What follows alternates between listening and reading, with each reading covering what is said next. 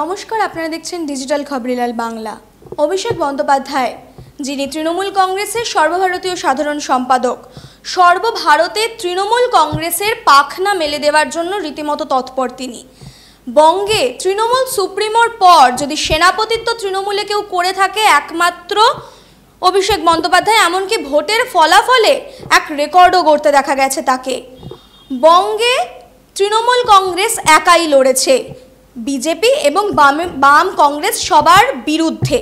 কিন্তু মমতা বন্দ্যোপাধ্যায়কে প্রচার সভায় বলতে শোনা গেছে যে তিনি বলেছেন যে যদি ইন্ডিয়া জোট ক্ষমতায় আসে দিল্লির সরকার গঠন করতে, তবে তাকে সর্বসমর্থন জানাবে তৃণমূল, বাইরে থেকে সব রকমভাবেই সাহায্যের হাত তারা বাড়াবে। এই ক্ষেত্রে ইন্ডিয়া জোটের বৈঠকে অংশগ্রহণ করতে দেখা গেছে অভিষেক বন্দ্যোপাধ্যায়কে গত বৃহস্পতিবার।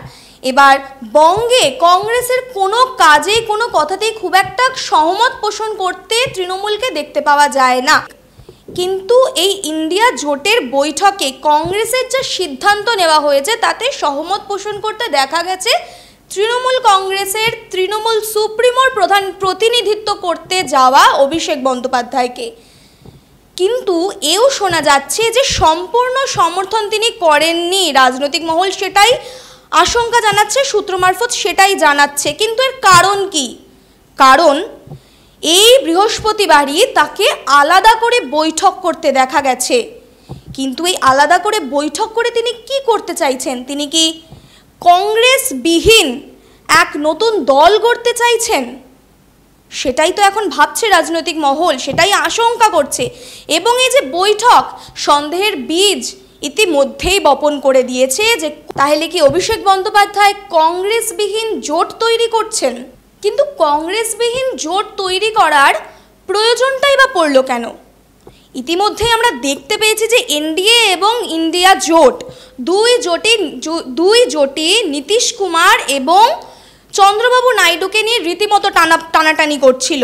কিন্তু শেষ পর্যন্ত দেখা গেল নীতিশ কুমার এবং চন্দ্রবাবু নাইডু দুই দলই থাকলো এনডিএ জোটের সঙ্গে এবং আগামী রবিবার প্রধানমন্ত্রী পদে আরও একবার শপথ নেবেন প্রধানমন্ত্রী নরেন্দ্র মোদী। এবার এই ক্ষেত্রে ভোটের ফলাফল যদি দেখা যায় যে এনডিএ এবং ইন্ডিয়া জোট দুজনেই কিন্তু হাড্ডাহাড্ডি লড়াই লড়েছে।